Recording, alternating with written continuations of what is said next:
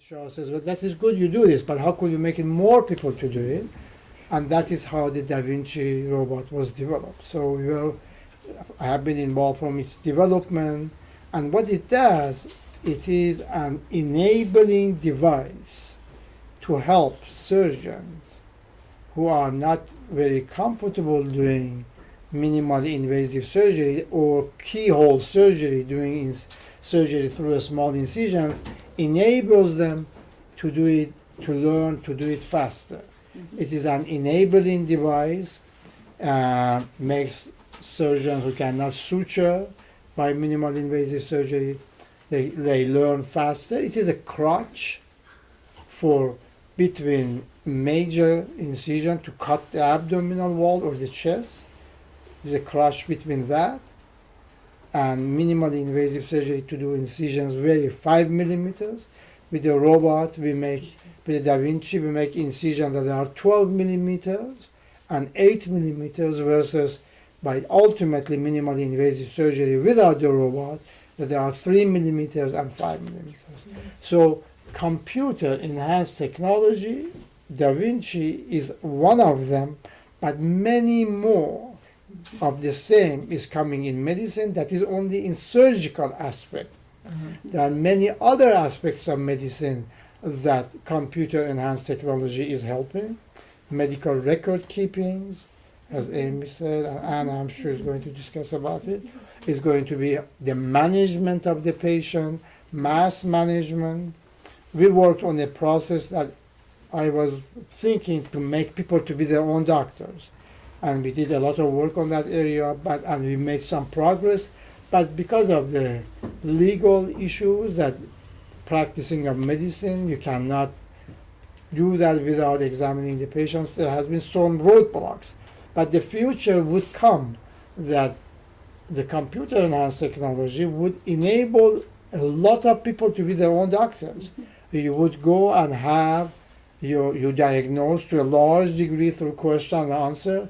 You will say, if you have this, if you have that, if you have that. So you narrow down if you really need to see a doctor. 75% of the problems of human beings is self-resolving and self-limiting. You don't need to go to a lot of doctors for a lot of time. It gets better, or if you do these simple measures. So medicine is going towards that direction. I don't want to monopolize this, but yes, I am involved in many of those aspects, and I see it's going to come. Mm-hmm. Great. Thank you. Can I add one? Can I add one quick little response to the question? Okay. Yeah. Can Real I add quick, one but really, then really we quick? need to get I think to the Anne because technology she's, of reaching people, reaching women around the globe, which maybe Anne's going to be talking about more. Also, I think the fact that technology can help get care and access to women all over is an important part too. It's huge. Yeah. I wasn't planning to talk about it, but I will. Yeah. There are lots of examples. So shall I? So why don't you Okay. start? Well, I've been asked to talk about international women's health, and I'm very happy to do that. I'm trying to think how I can connect these, what you both have said, and also cover what I want to say. So I'll see how I can go. But first of all, thank you very much for inviting me. My predecessors have said, thank you, and it's an honor to be here. I appreciate it, and I look forward to the discussion afterwards, after I try to be somewhat minimal here. I teach at Stanford a class called Critical Issues in International Women's Health. And I've been doing it since about 2001. I think you mentioned that I ran the Global Fund for Women. I founded it, and this was an organization that raises money and gives away money to women's groups around the world working on female human rights issues. That's the Global Fund for Women. I left the Global Fund and was hanging out and walking on beaches and enjoying myself, thinking that I was retired. And I was at a dinner party, and the guy next to me, it was at Stanford, a home of a professor there, and the guy next to me said, we started talking about the Global Fund for Women and women's issues and that sort of thing. And he said, you should be teaching in human biology. We need more information in human biology about the international and women. Anyway, it came to pass that I was invited to teach in the human biology program. And when I met the head of the human biology program, he said, well, I'm really delighted that you're going to be here. It wasn't a permanent thing. It was just I was going to give a lecture, give a course, maybe one course. This was in the summer of 2000. And I said, what did you have in mind? And he said, well, anything you like, as long as it has to do with international and women's issues. I said, how about a class in international women's health with a kind of human rights lens? And he said, oh, that'd be fantastic, because human biology is a program in which it's the largest interdisciplinary program at Stanford and the largest major at Stanford now. And about 4/5, if not 5/6, of the students in human biology are women. And many of them, and the men, are going on into public health and medicine and that sort of thing. So this was kind of a perfect suggested course. And so there I was back in 2000, 2001 thinking, oh, well, what'll I do? I mean, I'd given a few lectures. What would we cover if we're going to cover issues relating to international women's health? And I wish we had time. Maybe I will take a couple of minutes. If you were asked to teach a class at Stanford on international women's health, what would you talk about? What issues would you raise? Yes. Childbirth. Childbirth. Accessibility. Accessibility, access, exactly. Other issues, whatever. Sorry, I didn't hear if somebody said something. I said discrimination. Discrimination, I'll come back to that, yeah. Reproductive rights. Reproductive rights. Yes. Education. Say it again. Education. Education. Birth control, Birth control. AIDS. AIDS. the mutilation. Female genital Right. cutting, some people call it. Some people call it World Health Organization calls it female genital mutilation. Yes. One more? Abortion. Abortion? Okay. You want one more? Yeah, sure. Fistulas. Fistula. Okay. We want childbirth and fistulas in Africa. Absolutely. So I was back in 2000, 2001. The first class was in winter of 2001. And there I was putting together this class. So I was thinking about all these various issues. And I went to the textbooks of the time. There were no textbooks on international women's health, but there were textbooks on global health and international health in general. And I looked up these tomes. These were the texts that were being used even at Stanford. One particular huge text on international health I looked up in the index, women. It took me to one place. It took me to the chapter on maternal and child health. And whenever I ask this question, the first thing that anyone suggests is maternal health, fistula, things having to do with maternity. As you said, until recently, that was international women's health. International women's health was maternal and child health. That was the label. That's what people thought about. And so I went to these indexes and I thought, right, I'm certainly going to cover reproductive and international health in this class on international women's health. But what about the other issues that I knew existed? And here some of them came up. The actual discrimination against women, access to education, and such things. So I thought, I will go back to my files and to the people at the Global Fund for Women. You recall? I founded it, and then I ran it for 10 years. So I went back to the files of the Global Fund for Women and thought, what are women writing to us about? What were all those numerous issues that women were writing to us about that came under an umbrella called female human rights? And I began to just take note of it. I went back and read the reviews, read the board books, read all this stuff. And I put together my class in terms of what the women themselves had been worrying about in their villages, in their towns, in their countries, and had written to the Global Fund for Women about. I wish I had a board because I could write it down. But and so I went back and I created my course out of the issues that the women themselves were writing about. One of those issues certainly was reproductive health. No question at all about it. Fistula, yes, under this umbrella, you might say, of reproductive health. Access to safe and legal abortion, such issues. But there were many other issues. So I actually decided to have a sort of conceit. I would look at a woman's life from infancy through old age. Stanford has 10-week quarters, so I thought, right, I'd go through 10 weeks from, first of all, an introduction on human rights, and then infancy and childhood, adolescence, womanhood, and all the issues that come clustering there, and aging. So let me quickly give you a little bit of an overview of the issues that women themselves were writing about. human rights. That's the introduction lens for my class.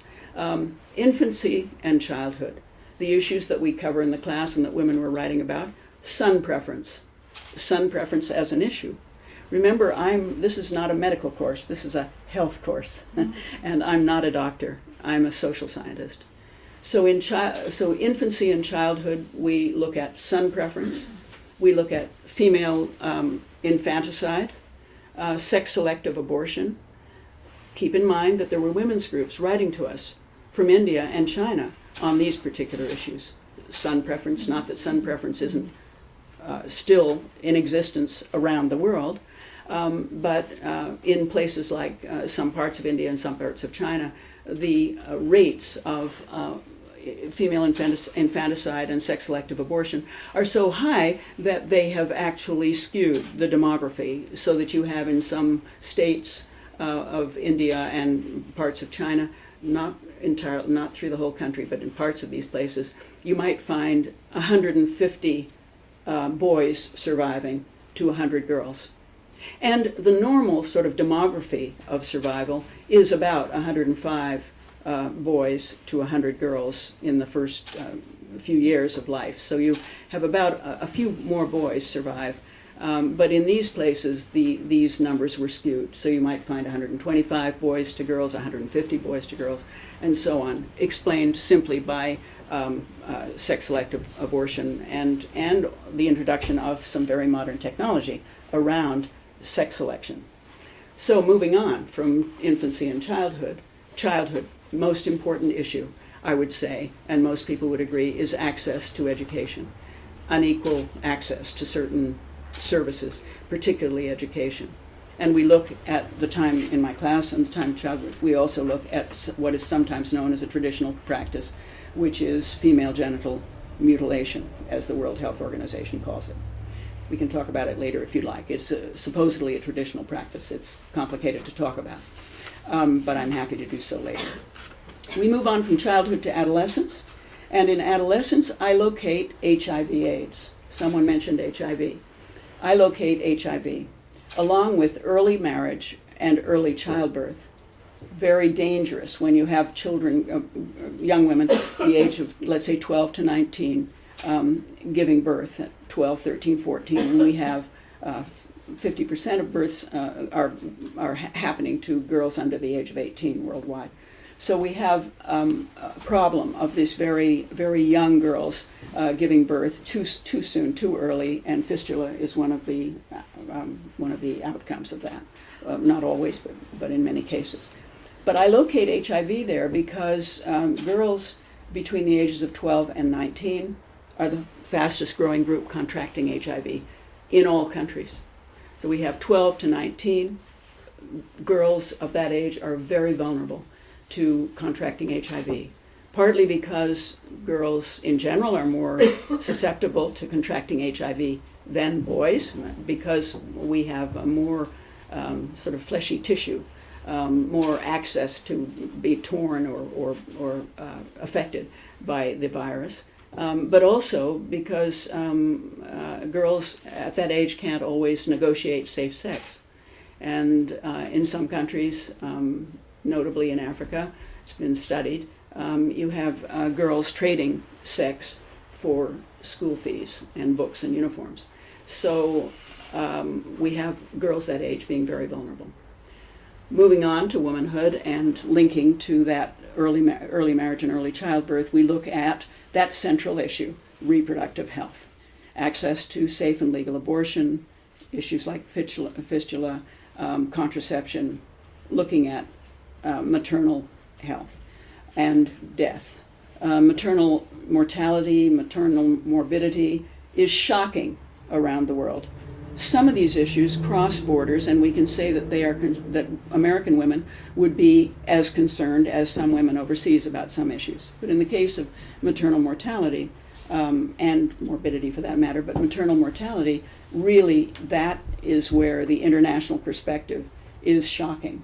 Until quite recently, 500,000 to 600,000 women a year would be dying from almost completely preventable illnesses and injuries relating to pregnancy and childbirth. Now that they believe that that number has gone down. It's gone down to about 350,000 women a year dying of almost completely preventable pregnancy and childbirth-related injuries. There are some relatively simple interventions that can happen that we could do. We know how to avoid maternal death. We know how to do it. We've done it pretty much in this country. But among poor women in resource-poor countries, those interventions often are not available. We can talk about some of those. And was that a global figure, the 350,000? Global, yeah. Then moving on from reproductive health, we move to the issue that I would consider absolutely central. And women themselves, as I've traveled the world and spoken with women, working with women, put this very much at the top of their issue, and that is violence against women. Yes. Violence in the home, gender-based violence of all kinds, dowry death in some countries, what's it called? Honor killings in some countries. But those are minor compared with the everyday violence against women in the home. Women worldwide, we now have some good statistics on this from the World Health Organization, worldwide, and this statistic is true of this country too, given as much as good research as we can find. 1 out of 3 women will experience a pattern of domestic violence in her lifetime. 1 out of 3. This is not an occasional shove across the kitchen. This is a pattern of violence, and we can talk about this. I am concerned about violence, just as our colleagues and you are so concerned about this issue that brings such pain to women. I'm concerned about violence, not just because of what it does to women, the mental illness, all kinds of things, but because it is, in fact, an issue of a kind of paradigm for our society. That is, people use violence it's a strategy to maintain their positions in the hierarchy. So we're using violence, people use violence. When people get out of line, they want to change their position in the power structure, and violence is used to either maintain the power structure or to move up into greater power. And so I feel this issue is so important because if we can somehow get a handle on it, and we can talk about how we might possibly do that, then we would be changing the structures of society that cause so much pain, that cause so much trouble, not just for women, but for people who are not in positions of power or on the edges. So we look at violence, and violence is at the center of my class and at the center of my book. The book, I wrote this book, it's based on the class. I put the class together.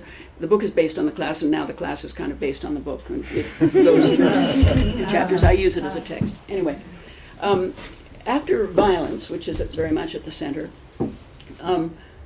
we talk about something that I would not have put in my course if I hadn't gone back and reviewed what the women themselves were writing to us about at the Global Fund for Women, and that is women in war and refugee circumstances. I'm a lucky person. I've never been in a war. I've never been a refugee. But it was not just that. It just didn't occur to me when I was putting together the class and thinking, what issues would I cover? It didn't occur to me to look at this. But when I went back and read what women were writing to us about, in country after country after country, they were writing about the intensification of violence that happens in war, conflict, natural disasters even, and in refugee circumstances. So we talk about that in my class. Then we move on to the next week. This is 10 weeks for the class. And we look at women's quest to get out of poverty. And that is women's work. What kind of work can women find? How can women get access to the cash economy? And this leads us to a discussion of prostitution, sex work, and trafficking in women. As women attempt to leave poverty, they are easily trafficked. It happens in every country in the world. Every country is both a supplier and a receiver for trafficking. Huge topic, one of the most intractable topics that we talk about, very hard to get a handle on. It's got to do with big business. It's got to do with a lot of money. It has to do with the drug trade. But anyway, people are trafficked. here, there, and yon, across borders and within countries. So we look at, kind of through a lens of globalization that week, what has happened to women with globalization, the good and the bad. I mean, trafficking is made much easier because of communications, ease of crossing borders, ease of faking documents, all kinds of things. But communications has also been helpful to women as they've organized and networked around the world. There's a lot to say about that. So we look at women and work, basically having to do with poverty. That's the base of that. And then, am I forgetting something? No, how could I forget this? We come to the end of the life and we look at aging. Women growing old, aging. The poorest of the poor in most countries are older women. Interesting, invisible, very little studies done on it. There's not much interest in old people, men or women, really. Most of the studies that have been done on menopause and that kind of thing have been done in the West, not in poorer countries. They've been done in Europe and the United States, Australia, and New Zealand. But it's interesting to look at aging. And my students at Stanford are surprisingly interested in it. When I first began teaching this class, I gave it just a mention at the end of the 9th week or something. I gave it a mention. I didn't think there'd be too much interest, and there's almost no good material on it. If you're looking at poorer women in poorer countries, there's just not much been done on it. But when I did, in my first classes, in the first year, and first and second year, the students were very, very interested in talking about aging. And some of the exercises we did, one of the things that I suggested or required of them was that required of them was that they talk to someone old, and have a conversation with their grandmother or somebody. And old to them was 50 or something. But never mind, they did. A few of them picked out some 60-year-olds and 70-year-olds and 80-year-olds, and they loved it. They loved reaching out. I think that the gap between old and young is a huge gap, and I think that we should be actively trying to bridge it for a lot of reasons. Okay, so that's the way I put together my class, and those were the issues that among others that find their way into this sort of woman's life from infancy through old age. And I wanted to just say that having sort of focused on those various issues, a few of which I haven't mentioned, I concluded that there were sort of 4 critical issues. My class is called Critical Issues in International Women's Health. 4 critical issues. First, goes back to somebody's comment from over here, and that is, first is being born female. It's dangerous to your health. The discrimination against women is dangerous to your health. That's the first. Second, poverty. The vast majority of people, there are plenty of people who are poor around the world, but the vast majority of people at the very bottom are women. And they're the poorest of the poor in every country.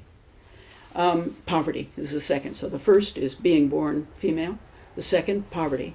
The third is access. You mentioned access. Unequal access to health care, unequal access to education, unequal access to food, and unequal access to money. That, and there's so much to say about it, but unequal access is my third critical issue. And the fourth, and these are apples and oranges, but the fourth critical issue that I list, that I believe goes through a woman's life, is violence. Violence being such a critical issue. Critical in the sense that unless a woman can exercise her human rights, bodily integrity, access to health, various human rights instruments have talked about these things, unless a woman can exercise her human rights, she may die. And these are the issues that I would say are the critical issues. She needs to be able to exercise her human rights in order to avoid dying from some of the various issues that we've talked about. I want to say one other quick thing, and that is to try to relate this to the domestic side, because you both were talking more about the domestic side here in the situation in America. I think there are 3 major issues where women here and internationally that we share.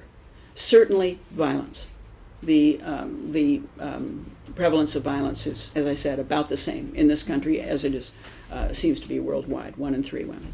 But that's not including all violences. That's just including, that's what we're talking about, domestic violence in the home when I talk about 1 in 3. So violence is one where we certainly share that as a concern. Another is access to appropriate reproductive health care, whether we mean access to safe and legal abortion, or contraception, or all the aspects of reproductive health care. We are very much luckier in this country than many people are in their countries, but this is something that women share, the ability to control fertility and have healthy and loving childbirth. I mean, we all want these things, and whether you're in a village in the jungle or here at Stanford. So that's the second area that I think we share. And the third area that we share is the demand or the desire to be paid fairly, to get out of poverty.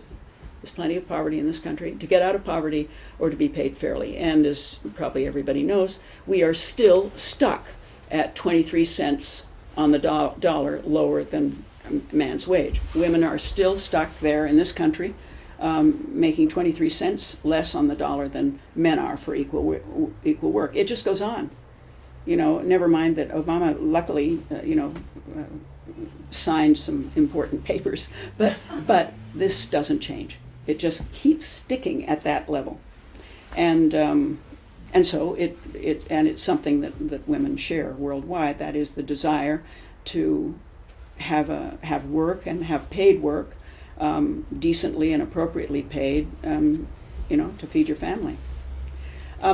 So there's a lot more to say about technology. I think the question was asked about technology, so I'll just put my 2 cents worth in quickly, and then perhaps you have other questions, I don't know. The communications technology that you were both mentioning is huge. I mean, we're seeing it everywhere. I have students in my class developed an organization called Mobile Medic, which uses cell phones. This kid was in my class and he was telling everybody, hey, I want your old cell phones. His mother was a public health worker in Botswana, and he went there for the summer. And he saw that there was a big antenna thing, and it was just sitting in the middle of an atrium and not being used. And he was a junior or senior or something, and he just set it up. Anyway, they had a bunch of cell phones, and they began to give those cell phones to volunteer community workers relating to the hospital, so that when they went out on their bicycles or motorbikes out into the countryside, into the rural area, and maybe they would get themselves into a situation that they couldn't manage, and a woman giving birth needing help, whatever it was, but they found that they could text and they could call back, and the doctor at the hospital could tell them what to do, to help them what to do. And that was a basic little thing that his name is Josh Nesbitt put together, and it's become a now quite well-funded organization that's working, I think, in about 15 different countries to do that kind of thing. He's also working on medical records, on using computers for medical records. So this technology, and I think the youth, young people, being able to go out and use this technology and move it. I could give you numerous examples. I mean, there's a very interesting example in Ghana of a guy out of Microsoft who's created not an app but a talking book, and they put information on agricultural production and maternal health on this, and they've actually been able to measure the changes in the villages in Ghana of lowering maternal mortality and increasing agricultural production through the dissemination of educational materials through this talking book, which is like a cell phone, but it's not exactly a cell phone, it's different. And what's important about it, they've done it all in very local languages. I mean, everything has been done in very, very local languages. I could go on. There are lots of examples. Why don't we, I wanted to just ask one question, and then we'll have the audience give some questions. But I'm struck by some of the consistencies between what all you have been talking about. I mean, but thinking about, countries that are sort of on the cusp between women having more rights and opportunities like Afghanistan, Iraq, Egypt, but these places are very much unstable and unsettled, and in some cases are seemingly going backwards, in other cases might go forwards or might not. And then even in our own country, some states have passed laws that women, that basically make it more difficult for women to get any kind of reproductive, appointments even, or to get access to birth control or whatever. So I'm wondering, since our topic is sort of the future of women's health, all three of you see the positive side of women when they do have the opportunity, to work, to have balance in their lives, to have their voices heard. But I guess my question is, in this unstable, unsettled world where there's all kinds of political currents that in many cases are making it harder. So what do you see as the way forward in that circumstance? It's not an easy way forward for sure, either in the U.S. or internationally. I just want to say quickly that Afghanistan and Iraq are two examples of countries where, yes, they were, under dictatorships and all of that, and you must have much more to say about that region of the world than I would. But, women had education there. And these were not poor, miserable developing countries, in terms of women's education and women's ability to actually lead and have places. The endless wars have reversed that significantly in those two countries, Afghanistan and Iraq. Camran, did you have any thoughts on sort of because like the march you're talking about is an international event that you're planning, but it's very hard to move forward, in either in our country or other countries on some of these issues. How do you see that? How do you see your march playing into those trends? Yeah, exactly what you said. I believe that by yard is hard and by inch is a cinch. I think everybody plays the piano differently, and you cannot be all things to all people. The way I see, I think it's better to put your money where your mouth is, and you can only lead a horse to the water. You cannot make them drink it. The same way that Bill and Melinda Gates Foundation, they spend billions of dollars, and they notice that you cannot just go and give money to people. It would not get people out of poverty. You have to have a business plan, you have to have a program, and let people do it for themselves. The march that we approach it, this is an area that I know. If you don't prepare, if you fail to prepare, you prepare to fail. And if you want to be successful in anything, I believe you have to be prepared. I know a lot about women's issues, health issues, because I have been since medical school and since childhood, me and my family, because we were dealing with it, with our own personal experience, we decided to do something, and we do it international. And we are using people themselves. We have put it in the media. The question that you asked, the social media has been very powerful.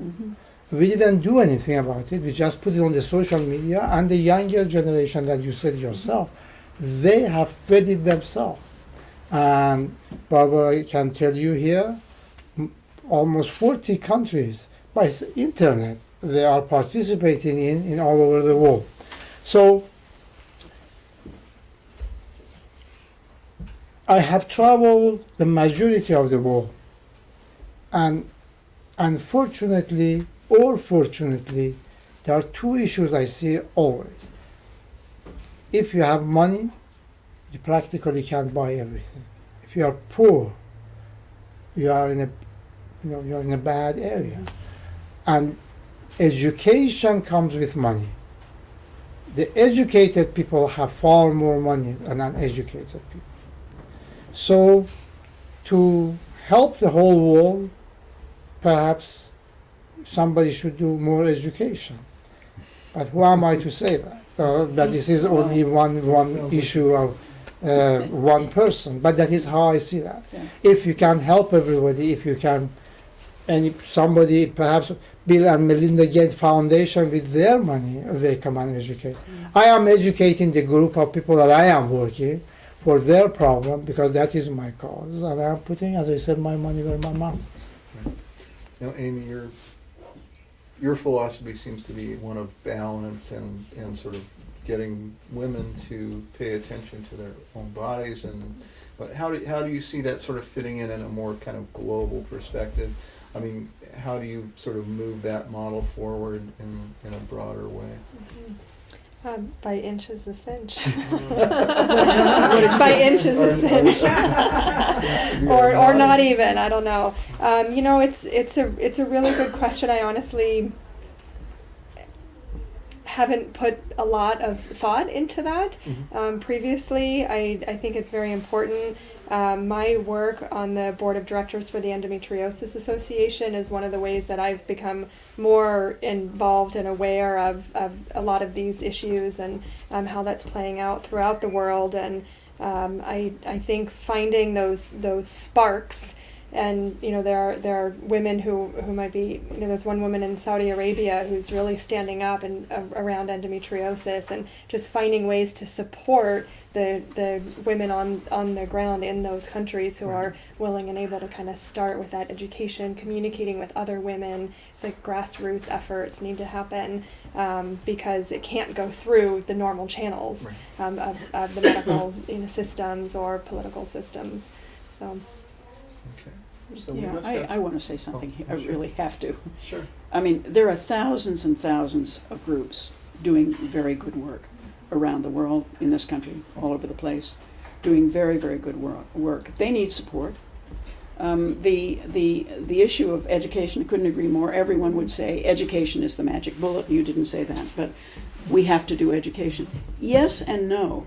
If you get started really thinking about education and begin to think of the nature of education and what's being taught when you're supporting kids going to school, then we need to say, let's think again and make sure that we're supporting very imaginative new forms of education and not just the education that simply sets in place hierarchical models that put certain people at the bottom. So there are questions with every one of these interventions, but there are lots and lots of people out there who are doing great work who can be found and supported. And there are a lot of things we can do. I have ideas about what we can do. Right. Well, this discussion can definitely go on for many nights. But how about some questions from the audience? Well, I just think, I was going to say, there's sort of an elephant in the room, and I would call it sort of the societal and religious subjugation of women, and how the heck do you get that to turn around? I mean, it almost seems insurmountable because that's a big umbrella over a lot of these issues. I mean, I don't know if any of you have any brilliant ideas. I'm going to jump right in. I don't have any brilliant ideas, but things are changing in many places, partly out of necessity. I mean, you take a place like the Congo, the Congo and Rwanda, where women, thousands of women have been raped and men have died. It's been a chaos. Women have come together. Women have created villages. Women have educated each other.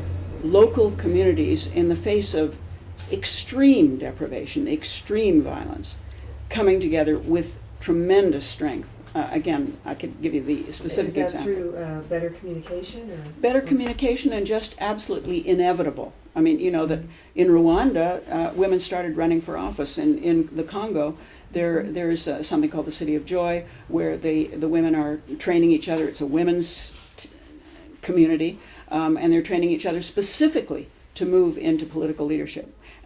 It may sound like a drop in the bucket, but you can find things like that in country after country after country, where women are, been down so long, it looks like up to me, and the only place to go is up. And they're strong and resilient, amazing people. So in country after country. Oh, I guess the general point I would be making then is that we can sit on the sidelines and provide funding and provide support and learn about what many people are doing. Again, I'm speaking internationally. Here we could get right into the trenches, as you people are, but internationally, and just observe and support in various ways the tremendous initiatives, the many initiatives that are going on at the community level around the world. And the internet is helping, sharing ideas, again, example of, there's a lot of hopeful. If I may say something here, I'd like to thank here some of my very students here, Dr. Erika Vedaciano and Dr. Diana Aldape and Dr. Jill Main, and also my colleagues, Hayden Nezhat, who is my brother's daughter. She's a gynecologist who joined me here, and also they're all Rustin. All of them that are here, and of course Shuag Yang, they are from our office. These are all have been helping, and of course Barbara Page, they have been helping the Million Women's March for next year, and they came to say hello to you, and I wanted to make sure I acknowledge them, because they have been very instrumental to, they specifically when they found out that Victoria and Ellen and Sarah are putting this together with Chris, they wanted to come, so I wanted to make sure not to forget it, and I thank you for talking to them. They're down there in the trenches too. Right. That is the issue of education. These people come from the best medical schools in this country. Some of my students, I get 100 applicants every year, and out of 100 applicants, I choose about 2 to 3. They come from Harvard, Hopkins, Yale, Beth Israel, any excellent schools. And when they come to me, they know very little about the issue that I am teaching, endometriosis, pain of women. And if they come from the best institutions in this country, that in this country we are number one, medicine.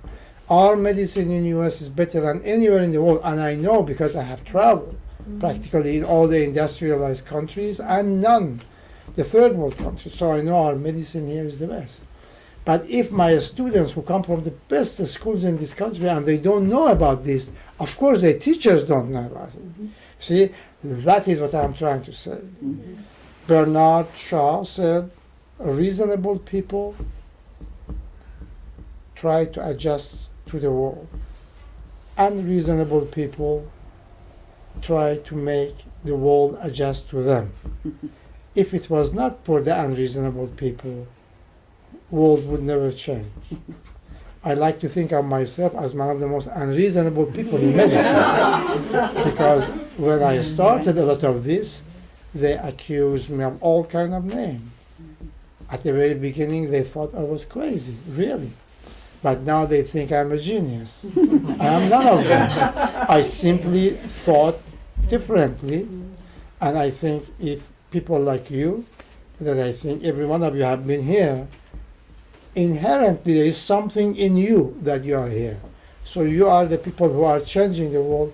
I thank you very much, because tomorrow we have to work very early, and we are surgeons. Our days start at 5:30. If it is okay, we just excuse Oh my ourselves. gosh, Yeah. I would never make it. Should we do one? Any more questions or not? Do we want to have one more question from the audience, and then One more? Cameron and his team will depart for the sleepy land? I'm wondering what your feelings are about some of these state legislatures taking away women's reproductive rights. How do we combat that? Elect people, the democratic process. Have your voice heard. Scream. Stand up and be there with those people that will retain reproductive rights. I mean, this country is in very bad shape with regard to reproductive rights for women. Terrible. It's been a split country in so many areas for so long. It's Yes. gonna change. It's The gonna younger get better. generation is Just a much big better than let 'em ours, down. let me tell you that. Well, Not tomorrow. maybe, but the younger generation, in some sense, I don't mean put them down. I love Yeah. them, Yeah. but They don't realize the they don't struggle have we've any had. They don't idea have of any- what the struggle. illegal abortion meant. They don't know what abortion is. Yeah. They don't understand it. Take it for granted. Mhm. And what it meant to Yeah. women in my generation. Yeah. Because women will not have a pregnancy if they don't want it, and they'll give their lives to get out of it. It can be the happiest thing or the worst thing to be pregnant, and they'll take terrible risks.